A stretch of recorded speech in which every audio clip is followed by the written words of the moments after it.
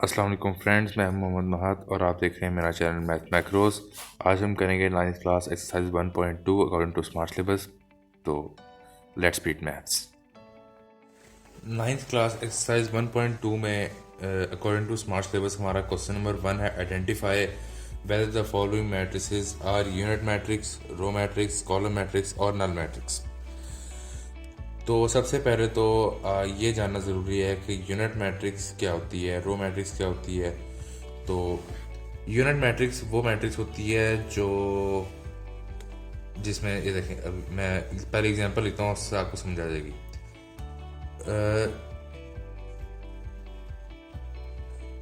ये एक unit matrix है। अब यूनिट मैट्रिक्स की पहचान क्या होती है? यूनिट मैट्रिक्स की पहचान ये होती है कि उसमें जो डायगोनल एंट्रीज हैं, ये डायगोनल एंट्रीज ये हमेशा 1 होती हैं, भला मैट्रिक्स जितनी मर्जी बड़ी हो, और उसके अलावा जितनी भी एंट्रीज होंगी वो सब की सब 0 होंगी।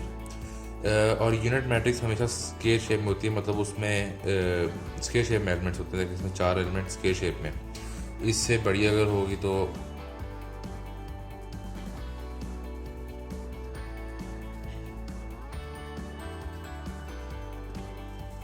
ये भी यूनिट मैट्रिक्स है, इसके अलावा ये भी यूनिट मैट्रिक्स है। तो ये सब होती हैं यूनिट मैट्रिक्स।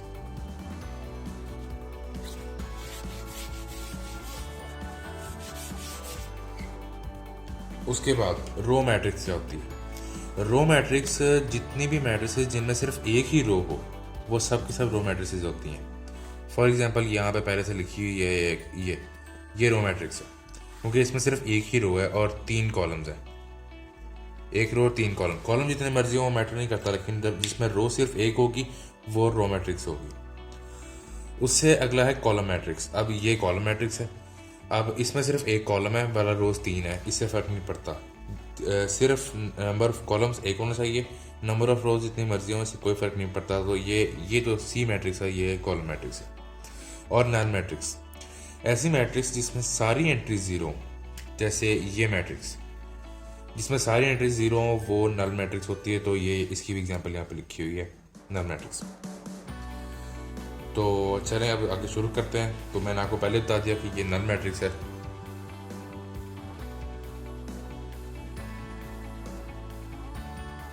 ये रो मैट्रिक्स है,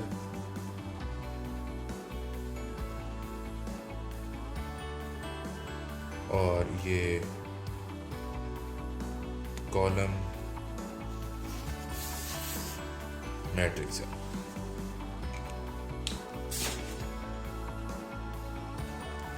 अच्छा, उसके बाद अगली मैट्रिक्स ये है डी मैट्रिक्स। अब डी मैट्रिक्स मैंने आपको बताया यूनिट मैट्रिक्स क्या होती है, तो ये डी मैट्रिक्स जो है ये एक यूनिट मैट्रिक्स है। ये है यूनिट मैट्रिक्स। अब ये मैट्रिक्स, ये सबसे इंपॉर्टेंट बात समझने वाली है, इसमें एक ही एंट्री है और वो 0 है, तो ये नल मैट्रिक्स तो है।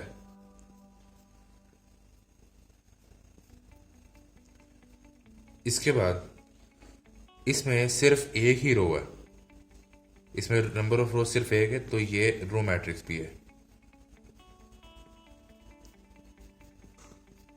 और इसके बाद इसमें नंबर ऑफ कॉलम्स भी सिर्फ एक ही है, इसलिए ये कॉलम मैट्रिक्स भी है।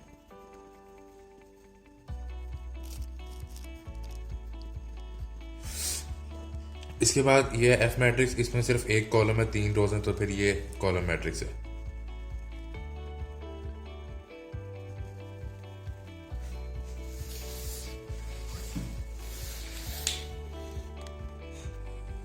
अच्छा, इसके बाद स्मार्ट सिलेबस के अकॉर्डिंग है हमारा question number 2, from the following matrices identify A square matrix, B rectangular matrix, C row matrix, D column matrix, E identity matrix, F null matrix. अच्छा, क्वेश्चन नंबर 1 में मैंने आपको बताया row matrix, column matrix, null matrix और unit matrix. इसमें square matrix और rectangular matrix नई चीज़ है। जो आइडेंटिटी मैट्रिक्स है ये कोई नई चीज़ नहीं है, यूनिट मैट्रिक्स का ही दूसरा नाम आइडेंटिटी मैट्रिक्स है। तो इसलिए आपको परेशान होने की ज़रूरत नहीं है, ये दोनों सेम चीज़ें, इसमें कोई मसला नहीं है। मसला ये इसमें स्क्वायर में और रेक्टेंगुलर में है। जिस मैट्रिक्स में नंबर ऑफ रोज और नंबर ऑफ कॉलम्स बराबर होंगे वो स्क्वायर मैट्रिक्स होंगी, और जिसमें नंबर ऑफ कॉलम्स और नंबर ऑफ रोज बराबर नहीं होंगे वो रेक्टेंगुलर मैट्रिक्स होगी। ये सिंपल है। तो अब सबसे पहले शुरू करते हैं। ये पहली हमारे पास जो मैट्रिक्स है ये है -8 2 7 12 0 4। इसमें नंबर ऑफ रोज हैं 2 और नंबर ऑफ कॉलम्स हैं 3। ये कौन सी मैट्रिक्स है? ये है रेक्टेंगुलर मैट्रिक्स। मैं सिर्फ साथ ये मेंशन करूंगा, इनके साथ लिखे हुए हैं। तो जो नंबर 1 है वो रेक्टेंगुलर मैट्रिक्स है। उसके बाद आती है दूसरी मैट्रिक्स, ये है 301 और इसमें सिर्फ एक ही कॉलम है और 3 रोज है। तो ये कॉलम मैट्रिक्स भी है और ये रेक्टेंगुलर मैट्रिक्स भी है। उसके बाद आती है ये मैट्रिक्स। इसमें ये नज़र आ रहा है साफी स्क्वायर मैट्रिक्स है, ये कोई मुश्किल बात नहीं है। तो ये है स्क्वायर मैट्रिक्स।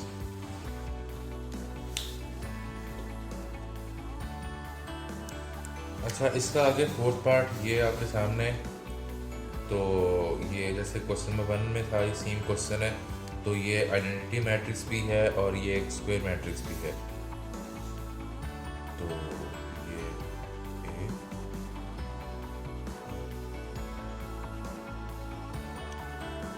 उसके बाद है क्वेश्चन नंबर 5। इसमें 1 2 3 4 5 6 number of columns 2, number of rose 3, unequal.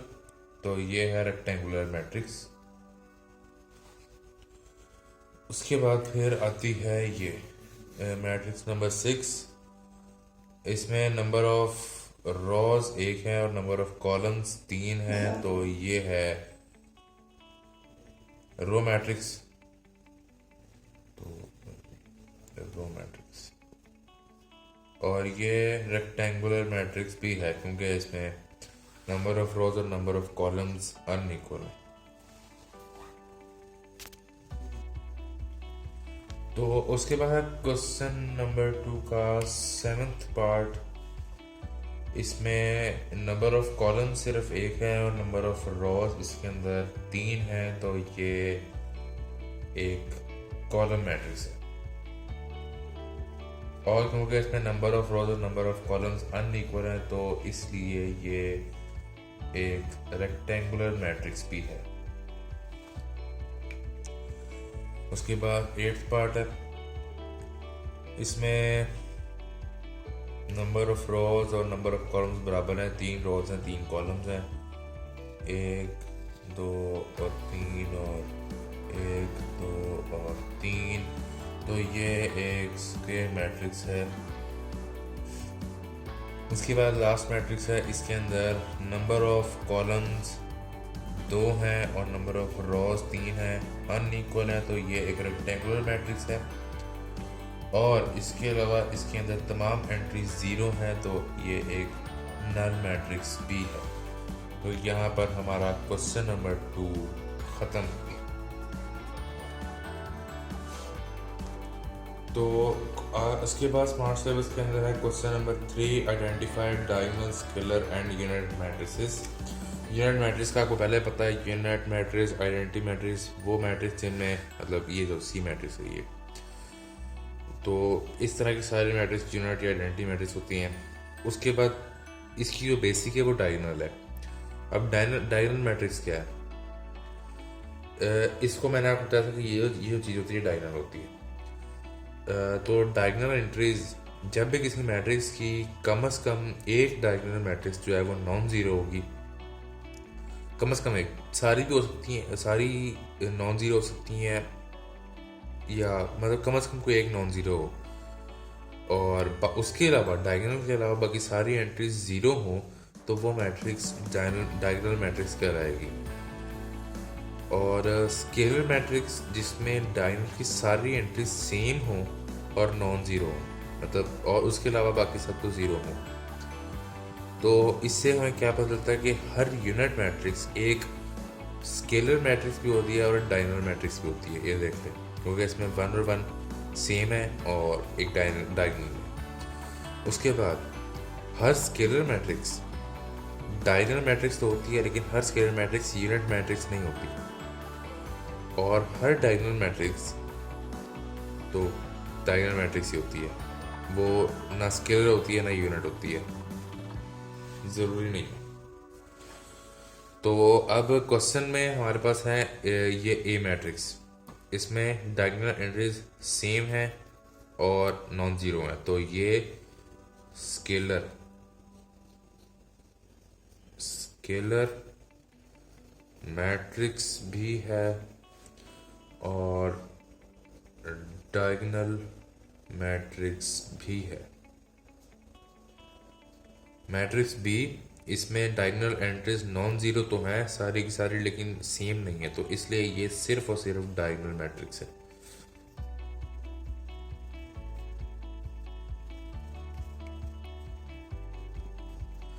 इसके बाद सी मैट्रिक्स, इसके अंदर ये सी मैट्रिक्स एक आइडेंटिटी मैट्रिक्स है, और हर आइडेंटिटी मैट्रिक्स स्केलर मैट्रिक्स भी होती है, हर स्केलर मैट्रिक्स डायगोनल मैट्रिक्स भी होती है, तो इस ये तीनों मैट्रिक्स ही है।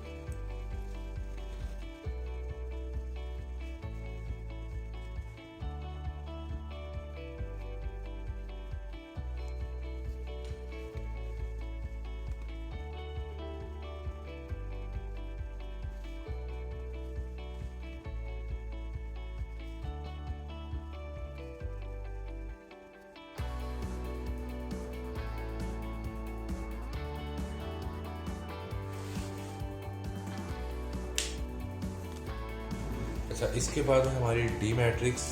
डी मैट्रिक्स के अंदर कम से कम शर्त ये थी कि कम से कम एक डायगोनल मैट्रिक्स नॉन ज़ीरो हो, तो वो एक ज़ीरो है और एक नॉन ज़ीरो है, तो इसलिए ये मैट्रिक्स सिर्फ और सिर्फ डायगोनल मैट्रिक्स है।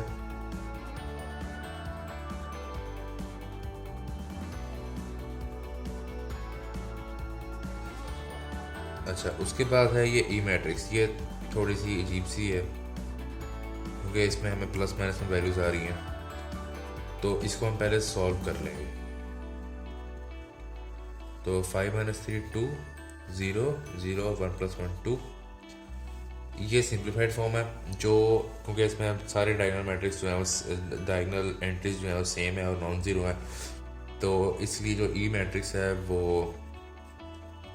स्केलर मैट्रिक्स भी है और डायगोनल मैट्रिक्स भी है।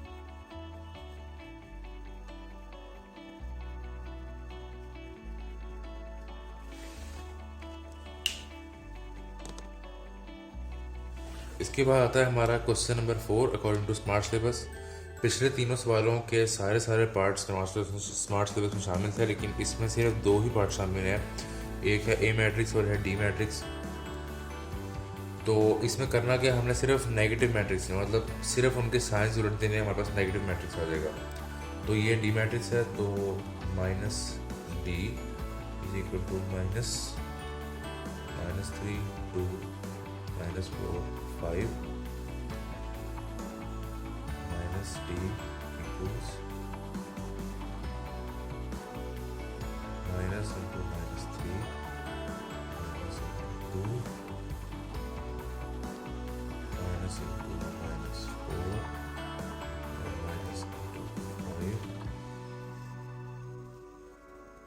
तो -d इक्वल है -3 -2 4 और -5 के। तो ये है d का नेगेटिव मैट्रिक्स। इसके बाद हम a को देखते हैं, तो a का नेगेटिव मैट्रिक्स -a = -,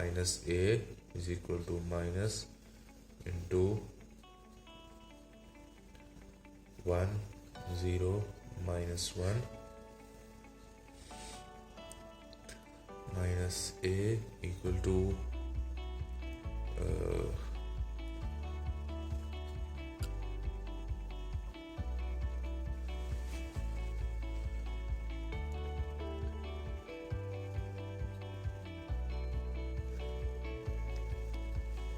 तो -a =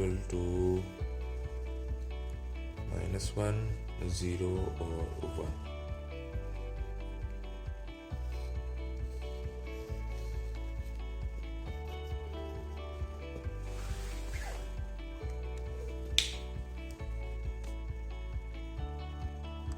अच्छा, इसके बाद हमारी एक्सरसाइज का क्वेश्चन नंबर 5 है, find transpose of the following matrices.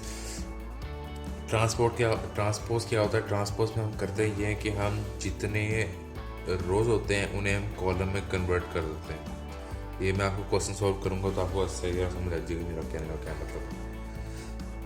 तो बी का ट्रांसपोज लेना पड़े उन्हें, तो इसको हमने इस तरह रिप्रेजेंट करना है। तो 5 1 -6 ट्रांसपोज, तो बी का ट्रांसपोज इज इक्वल टू 5 अपनी जगह पे रहेगा, 1 इधर आ जाएगा और -6 इधर आ जाएगा। तो ये बन जाएगी बी की ट्रांसपोज मैट्रिक्स। अब इसमें एक रो थी और 3 कॉलम थे, और इसके ट्रांसपोज में 3 रोज हैं और 1 कॉलम, यानी number of rose number of columns बन जाएंगे, या कैसे देखें number of columns number of रोज बन जाएंगे, एक ही बात है, वो ट्रांसपोज होता है। तो अब सी का ट्रांसपोज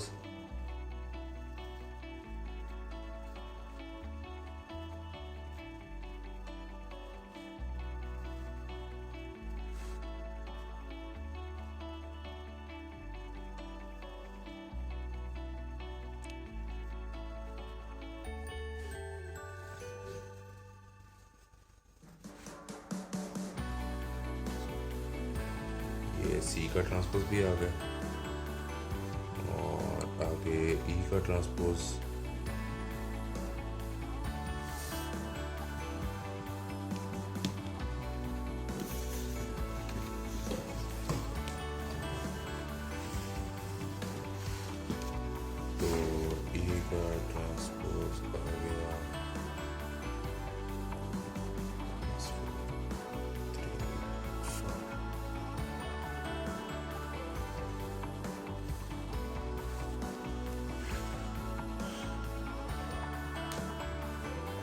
यहाँ पे हमारा क्वेश्चन नंबर 5 भी कंप्लीट हो गया। उसके बाद हमारी एक्सरसाइज का आखिरी क्वेश्चन है question number 6, verify the following if A matrix. A matrix ये है, बी मैट्रिक्स ये है, तो हमने वेरीफाई करना है कि ए ट्रांसपोज और फिर ए ट्रांसपोज का ट्रांसपोज दोबारा ए के बराबर है, और बी ट्रांसपोज और बी ट्रांसपोज का ट्रांसपोज दोबारा बी के बराबर है। तो ये कोई मुश्किल काम नहीं है, सिर्फ आपने इन दोनों आइडेंटिटीज के अंदर इनकी वैल्यूज पुट कर देनी है। ए की वैल्यू, ए मैट्रिक्स है 1 2 0 1 transpose whole transpose is equal to 1 2 0 1। अब इसका पहले एक दफ़ा ट्रांसपोज लें, तो जो रो है वो कॉलम में तब्दील हो जाएंगी, 1 0 2 1, और इसका ट्रांसपोज इज इक्वल टू 1 2 0 1। अब इसका दोबारा ट्रांसपोज ले, तो फिर दोबारा रो कॉलम है, कॉलम रो में तब्दील हो जाएंगे, तो ये आ जाएगा 1 2 0 1 इज इक्वल टू 1 2 0 1। तो ये दोनों बराबर आ गए, तो इसलिए हेंस वेरीफाइड। इसके अगले पार्ट पे चलते हैं, बी की वैल्यू पुट कर देते हैं इसके अंदर। तो बी की वैल्यू है 1 1 2 0 ट्रांसपोज और ट्रांसपोज इज इक्वल टू 1 1 2, दूसरा आ गया 1 2 0।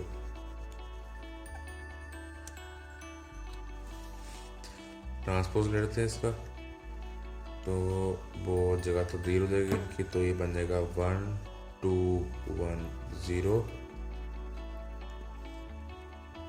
और ट्रांसपोज इज इक्वल टू 1 1 2 0।